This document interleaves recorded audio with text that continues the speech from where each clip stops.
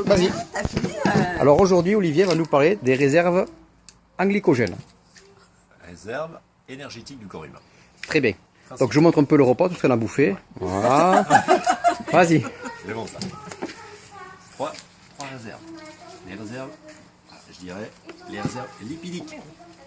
Celles dans lesquelles tu ne tapes jamais. Où tu commences à taper dedans à partir d'une marche accélérée, c'est-à-dire 8 km/h. Le problème, c'est que vous avez ici un tout petit robinet. Ça veut dire que ça coule au bout de 8 km/h d'activité. On coûte à écoute.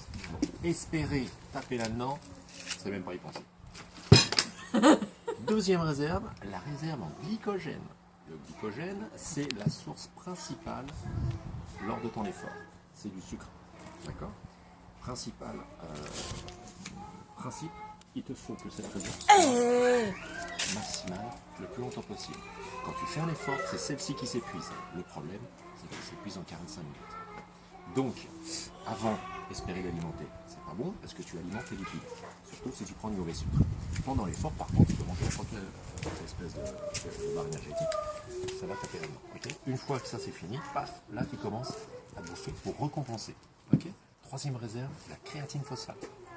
Cette créatine phosphate, c'est le carburant du coureur, le sprinter. Espérance de vie, 2 minutes 30. C'est un sprint sur 100 mètres. Voilà, et voilà, t'as plus rien. Robinet, énorme, réservoir, petit. D'accord ? Il faut donc jouer avec ça. Et toute la journée, il te faut ce réservoir complet. Là, tu manges quoi, là, quand Non. c'est quoi, ça? Ça, c'est pour ça. C'est pour ça que, en fait, ça... Donc en fait, il faut boire de la bière, si j'ai bien compris. Si c'est plein toute la journée, ça t'évite les coups de barre. À 10 heures, pourquoi on a le coup de barre? Parce que t'as tapé dedans et c'est vide. Donc, ça, tu vas pas pouvoir taper dedans parce que t'as pas une activité à plus de 8 km/h. Bah si, quand elle court, elle Et fait ça, 10 km/h. c'est pipi de chat, ton corps n'ira pas dedans. Que se passe-t-il quand ça c'est vide? Eh bien, tu catabolises. C'est-à-dire que tu t'atrophies les muscles. Ton muscle a besoin d'énergie, ton cerveau il a besoin de 150 grammes de sucre par jour. 150 grammes de sucre par jour. Je les prends. Allongé, écoute-moi bien, allongé sans activité.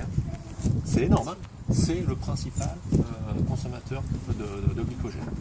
Donc, si ça c'est vide toute la journée, tu catabolises, c'est-à-dire que tu détruis ton muscle. Parce que le corps humain a compris qu'en détruisant le muscle, il fabrique la protéine nécessaire. Le problème c'est que c'est un cercle vicieux et tu fonds en masse musculaire. Okay, et c'est pas ce qu'on cherche. Ou alors effectivement tu fonds en masse musculaire pour ensuite taper dans ta réserve pour gonfler, mais ça c'est plus le bodybuilder qui le fait. Donc, s'assurer que ce réservoir est plein toute la journée.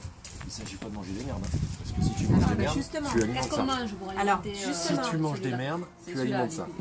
Donc, tu peux alimenter ça en fonction de ton activité physique. Si tu fais la musculation, par exemple, tu vas chercher à avoir de la protéine. Donc, tu vas manger du jambon, un sandwich jambon blanc. D'accord ? Du pain blanc, ok, et deux tranches de jambon en protéines. Voilà. Il faut éviter tout ce qui est acide gras saturé. Donc, les barres énergétiques, de merde, ça c'est du cancer en barre. C'est pas autre chose. Il faut éviter tout ce qui est coloranisé, entre guillemets. Tout ce qui est machin. Hier, je suis allé acheter le foie gras pour ce soir. Mon Dieu. Il y avait des espèces de macarons de biscuits. Moi, j'ai retourné le bordel, t'avais que du partout. C'est du cancer en barre, il faut éviter ça. Le matin, après ton effort ou avant ton effort, là, tu cours avant de manger. Moi, c'est ce que je faisais. Voilà. Donc, quand tu rentres, tu fais une bombe de céréales, du muesli, essaye de prendre du bio. Regarde, c'est pas tant la quantité énergétique, c'est surtout les acides gras saturés. Il faut qu'il y en ait le moins possible. Sur, mettons, 1 gramme de protéines délivrées, dans 1 gramme d'acide gras, tu as généralement 0,3 grammes d'acide gras saturé. Il faut que ça soit le plus bas possible. Ok, tu bouffes ça, moi je bouffe 2 tartines de pain, beurre et confiture, 2. Et derrière, un jus d'orange, un fruit, et puis une boisson chaude. Non, parce que le muesli, tu peux le prendre avec du lait. Moi, je le prends avec du lait d'amande. Ouais, c'est bon, ça, le lait d'amande. Voilà, c'est une source de magnésium qui est importante. À 10 heures, tu vas avoir faim, parce que tu as forcément fait un effort avant. Bah, tu te fais un petit encas, t'emportes un truc, un fruit. Si tu as besoin de 2 ou 3 fruits, bah, tu prends 2 ou 3 fruits. Et le midi, pareil, tu saurais ce que tu bouffes. Éviter les acides gras saturés, c'est important. Ça, c'est la première source d'alimentation. grosse saloperie. Le secret, c'est ça. Et ça, moi, je m'en suis rendu compte. Plus ça s'est alimenté, moins tu as de coups de barre dans la journée. Voilà. Et moins tu catabolises, et plus tu conserves ta masse musculaire, et plus tu vas alimenter, voilà, régénérer ton corps. Très bien, donc l'émission Tiffany Olivier scientifique du touche à sa fin. Voilà. Bonjour, merci. Du touche à sa fin. Bientôt, je vous donne rendez-vous pour ma séance de naturopathie. Ouh, j'ai eu peur. Et Nouvelle masseuse. je n'ai pas dit naturalisme, j'ai dit naturopathie. D'accord, très bien. Voilà, donc le naturisme. Le naturel. Oui, bah, qu'est-ce que j'ai dit, naturalisme? Naturalisme. Oh, bah, Non, oh, mais bah, c'est une tu parles. expression, c'est de l'art, c'est de l'art. J'ai bu de bière, hein. C'est de l'art.